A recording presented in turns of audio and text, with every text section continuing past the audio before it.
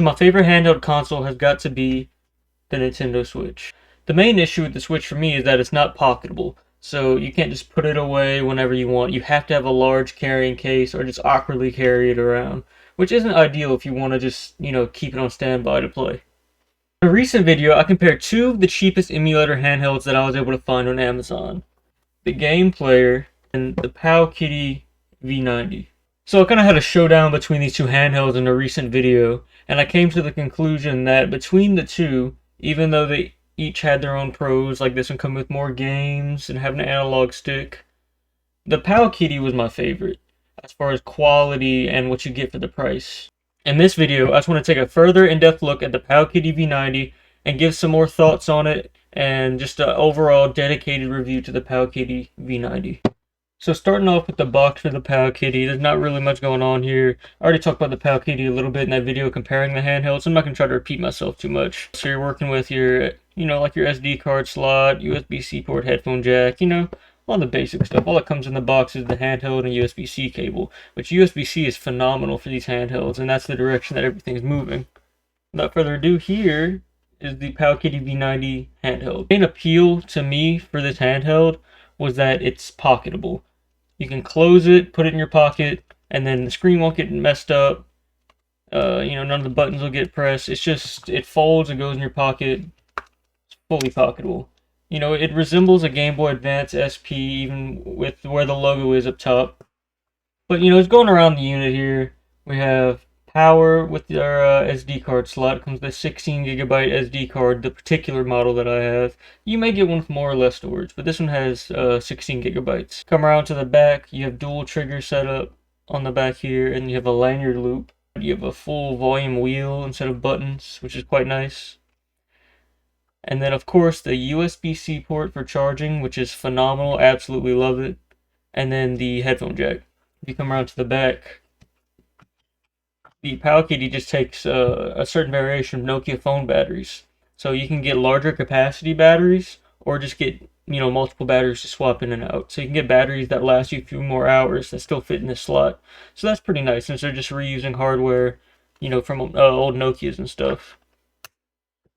So build quality wise, it's pretty solid.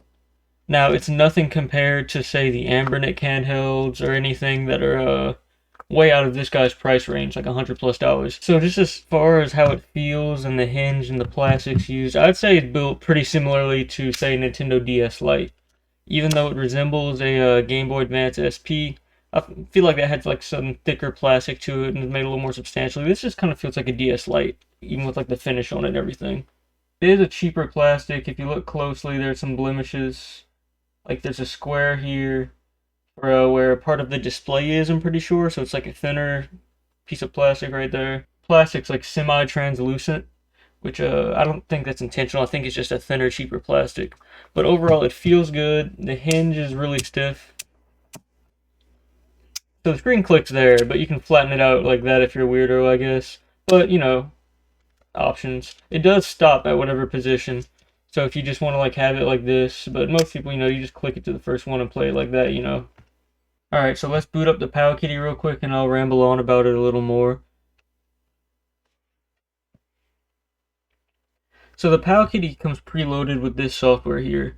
It's basically the operating system that holds all of your ROMs, all of your emulators, and organizes them into a main menu like this. And there are plenty of homebrew options online where people have made different operating systems for this, so you could put on that people claim, it's way better to use, and you could, do whatever you want with it. But it still comes with tons of games, and you can add your own games to it, and it comes with different themes and skins for the inbuilt operating system as well, so you can change all of that to your liking. And for $35, if you're just comparing this to a Game Boy Advance SP, which I'm not too sure how much those retail for, I'll throw it up on screen. But for $35, this can do more than a Game Boy Advance SP ever could. First thing I want to mention here, though, is the screen.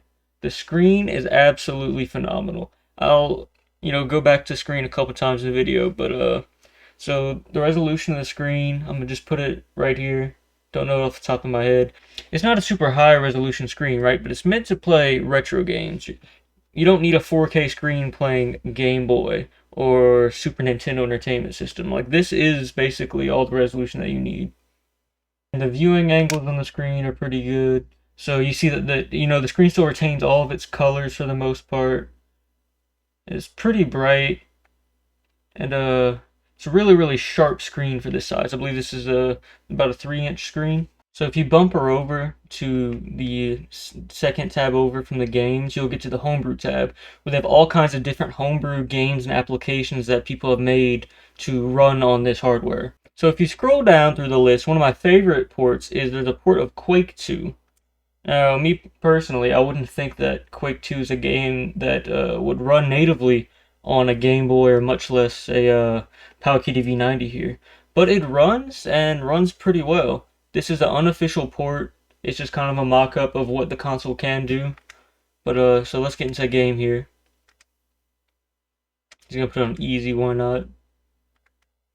So yeah, there's lots of different homebrew ports that come on the system.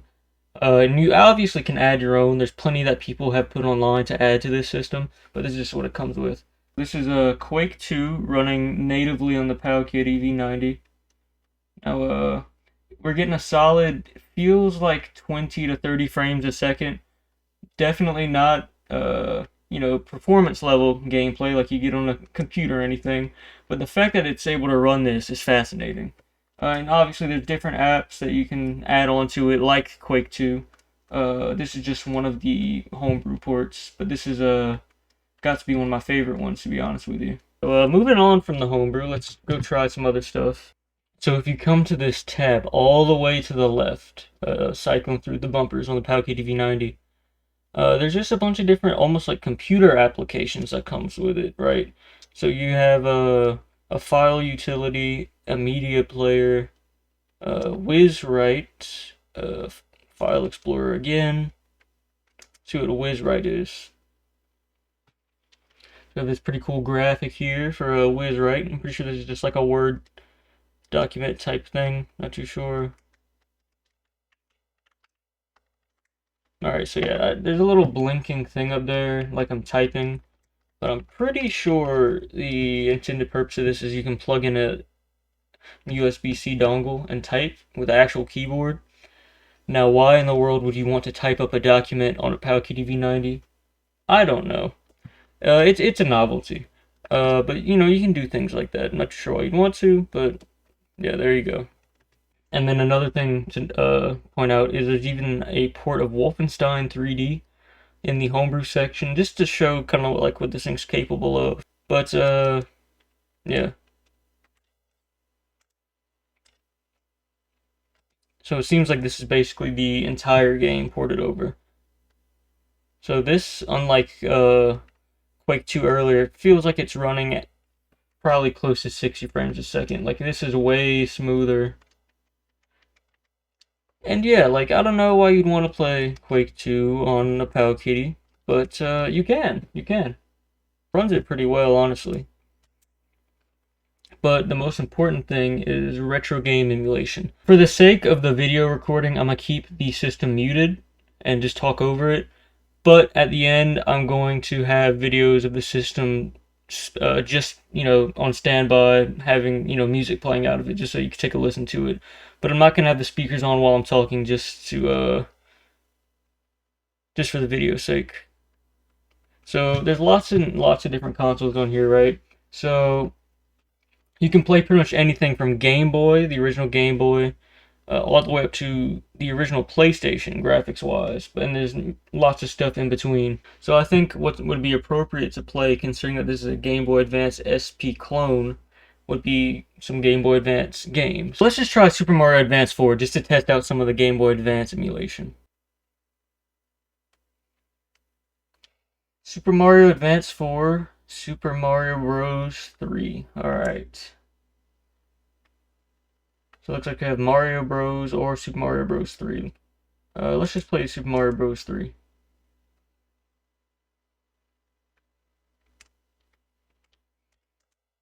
Alright, so this looks like just a port of Mario Bros. 3 with a little bit of a graphics overhaul. So let's just see how this performs.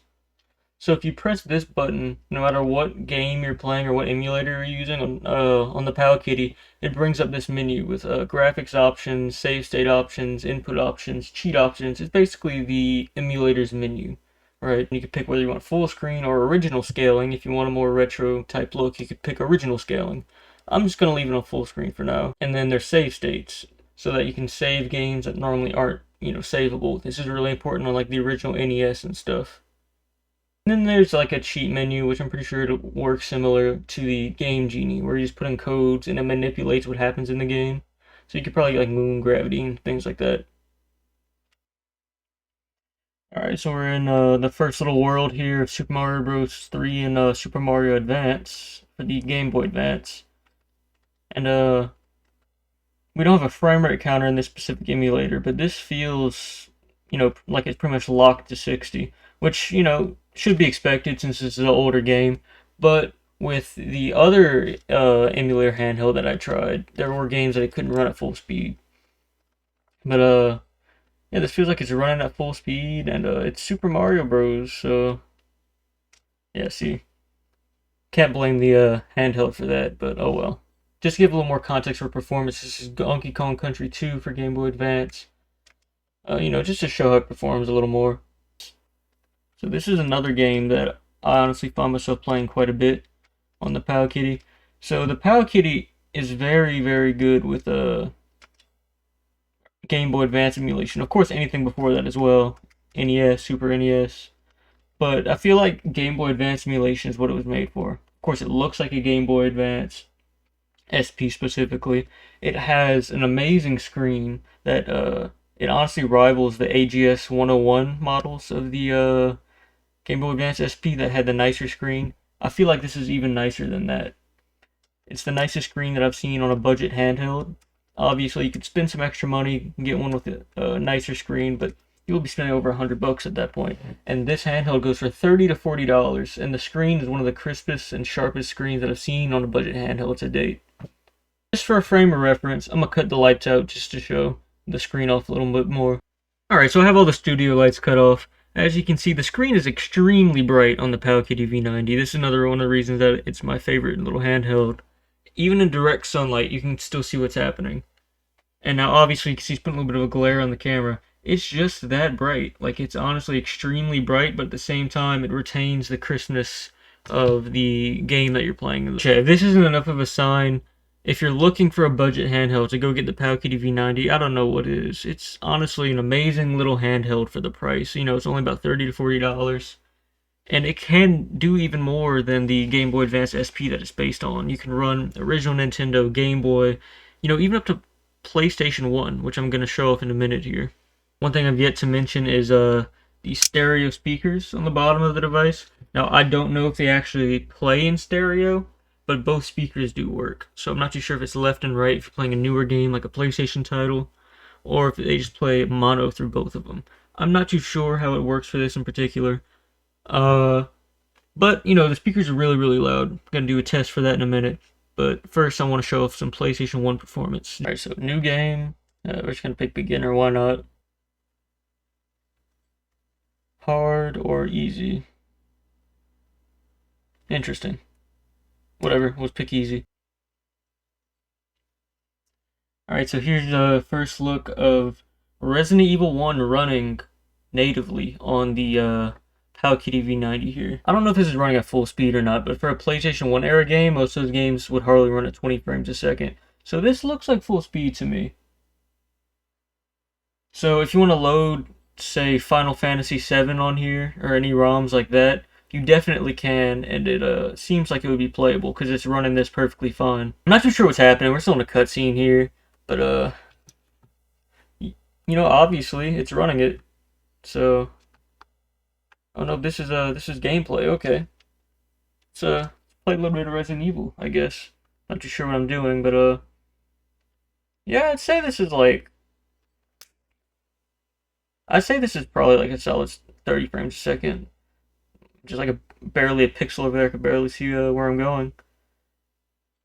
But yeah, for less than $40, you can get a system that can do up to PlayStation 1 games. It's honestly crazy to me. This is just my favorite little handheld at the moment. Until I come across something else, of course, because, I always change my mind, but this is just the best little handheld, in my opinion. And of course, if playing PlayStation 1 games or your original childhood Game Boy, NES, whatever the games are, if that wasn't enough for you, if the system needs to be charged, because the battery's getting a little low, it's USB-C. So if you have an Android phone or an iPad Pro or, even a Nintendo Switch, a MacBook, anything, you can just charge it with the exact same charger. I can't speak for an exact number on battery life, but what I can say is that I keep this thing in my pocket almost every single day, and I play, a couple minutes every day. And, most of the time I don't have to charge it for days. Like, my phone I have to charge it every day. That's only with like a couple hours of screen time. This, I'll probably play it 20, 30 minutes a day, sometimes more, sometimes less. But, just playing games on it, it can definitely get you through like an entire week if you just, occasionally play games on it. And that's just with the stock battery. Because I haven't charged this thing in days, and the battery life is probably not even on 50% yet. Yeah, it's been a few days since I've charged it, and it looks like it's about on 50%, but I've put quite a few hours onto the battery so far on that charge. So obviously you can get a bigger battery and extend the battery life, but with the stock battery, I'd say the battery life is perfectly fine because I don't even have to charge it daily, and it can get me through like a whole week just playing on it occasionally. But that's all for me about the Powkiddy V90. It's an awesome little handheld, and if you want a budget handheld, it's the best in its class for the price point because I've bought a few other handhelds for the $30 to $40 price point. This is just the best, most feature packed console that you can get for that price range, and it comes with the games. It's for someone that doesn't want to tinker with stuff. It comes with the software, comes with the games, comes with the emulators. You don't have to do anything. You just buy it, and as soon as you get it, you can just play all your games. It's an incredible little handheld. So like I said, I'm gonna leave you guys with the audio test after this. Final thoughts on the Powkiddy V90 is that if you want a retro handheld to keep in your pocket to just play some retro games on and off, or maybe even some homebrew titles like I had showed off, this is the one. Unless you want to spend a few $100s on spend like $100 on like an Ambernick or like a nicer handheld, this is an incredible little handheld. That's all for me. I'm out. Peace.